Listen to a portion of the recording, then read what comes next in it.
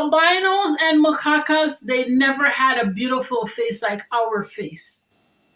They are taking our face and they're putting it on the face of the Homo sapiens. They're taking our beautiful face and they're putting it on the face of the albinos. They're taking our beautiful face and they're putting it on the face of the Asians and the Europeans. I have a face that can transform into any race. If you look at my face, it could be an Oriental face if I do Oriental things or wear Oriental makeup. It could be a Indian face if I do it could be a Middle Eastern face if I do Middle Eastern makeup and so forth. I can even look European if I turn on the light lighter, and I can go at a different angle where I'm more like this. See, my face will come straighter now and so forth. But I just like seeing my face frontwards. I like the look out frontwards, but I can turn sideways like this a little and get a different look and so forth, right? But I like my feature this way. But my face is the type of face where you can know that I'm coming from the race of people that was split up. My bloodline is the bloodline that was split up into the different races. So our face, currently right now, anybody out there who's using our face, brown skin, black Indian girl's face, and using our race, they should be paying us with interest to use our face and our race. And they know this. They know this. They know. They have pictures of their ancestors looking like Homo sapiens with no nose. They have pictures of their ancestors with their mouth pudgy up and looking weird. They have pictures with their ancestors with strange looking features. And our feature, because God made us out of God's likeness, we have this beautiful feature, and they're using our feature for free, and they should be paying us to use our face, and they should be paying us to use our race. So we brown skin black Indian girls, we need to teach our little girls. It's hard because when they go to school, there's other things going on at school. And when you teach it, you're not teaching it with song and dance. You're not teaching it, put it on pink fluffy clothing, and you're not doing it by, doing things in this type of cool, cartoonish way. You're doing it really out of the goodness of your heart to teach these children something, but children, how they are already. They always want to do their own thing, and they don't understand that their own thing may not be the best thing. You understand? But it is what it is. That's how young people are. So I just want every single brown skin black Indian girl and woman out there to pick up a mantle, pick up a banner. Even if it's one time in your life, it's going to make a difference. When you hear them say, "Oh, I am Indian," you can say something like, "No, I am Indian. I am the original Indian. You're a Middle Eastern, or you're an Asian, or especially albinos. When albinos say, 'Oh, I'm a black girl,' there's no such thing as a black albino, because their skin is completely beige. When you're an albino, you fall into the European race, the Asian race, the Middle Eastern race, you fall into those races when you're an albino. So there's no such thing as a black albino. And brown skin black Indian girls, okay? If it's very difficult for you to figure out who's black and who is European, just use your eyes and look at someone. And if their skin color is the color of the middle of your hand, like beige, they are a European. Don't call them black. And they're going to try. They do it. They make the men do it. They don't do it themselves.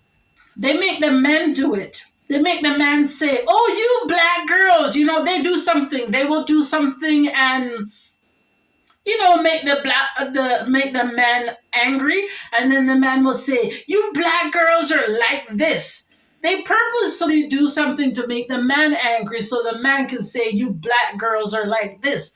When they're not black girls, they're European girls. But once the man says that's a black girl, and he will cow down or belittle or physically abuse the brown skinned black Indian girls and the black girls, then it becomes very difficult for you to defend yourself. So even if it's once in your lifetime, I'm giving you the job to go out there and defend the Indian title. We want that title back into the black community.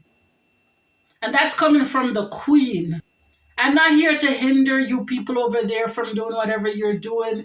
It got ban already from morning, and I'm going to need help to get it all back. But for now, it is what it is. And I'm trying my best for my ancestors to take something forward into the future. Right now, we have AI, and AI needs to know that we are here. We're not gone. We're not completely annihilated. Okay? So we need to teach AI, because right now, let me tell you something. Nothing can happen unless the mankind that has our skin color approves it. Okay, slavery could not have happened unless they approve it. Nothing goes on in this world unless they approve it.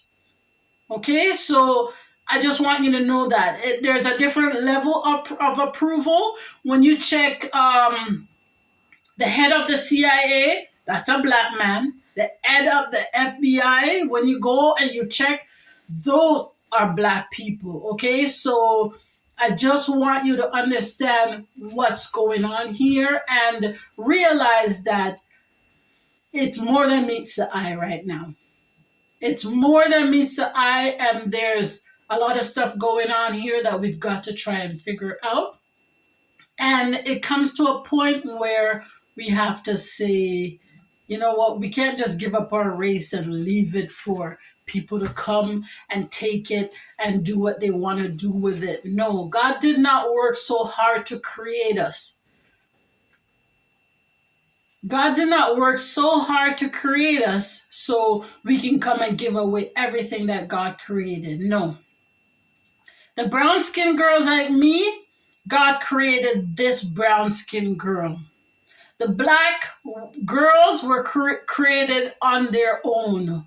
The black girls was created on their own merit. Well, oh, I don't want to be like you. I want to shave off my head and walk around bald head.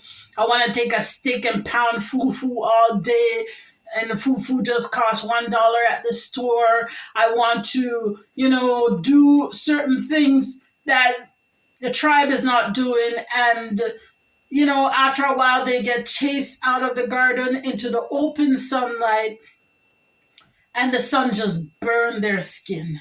And when you eat raw meat and the blood stays on your body and you don't bathe it and wash it off, when that blood burns, that blood turns your skin dark and black. And these are things that happened a long time ago, and those things are still here now in this time of day and age, and you can see it.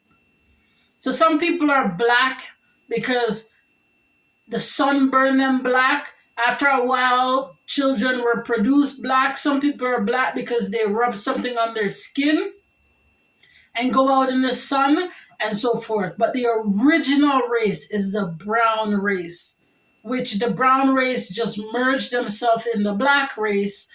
And European and Middle Eastern people, they've stolen the brown race completely. There's no brown person like me who calls themselves brown anymore. And I have to fight for the brown title each and every day. Me have to fight, me fight. Me have to argue with people over my own black skin. When I see some European people with their kid, number one thing, they're going to braid the kid's hair. Number two thing, they might put dreadlocks in the kid's hair. Number 1 and 2 is dreadlocks are braid. And I'm like, oh, that's a cute little European kid you got there. I'm just testing the water. Pardon me? My kid is not European. My kid is black. I'm like, I'm black. Well, my kid is black. I said, no, you're European. How could your kid be black? Well, my kid is black. It is what it is. I'm like, no, it's not is what it is. Your kid is a European and you're a European. You and her look the same. Just because you braid your kid's hair don't mean the kid is black or brown. Just because your kid have dreadlocks don't mean your kid is black or brown. And that's what these dreadlocks people are doing in our community. They're selling out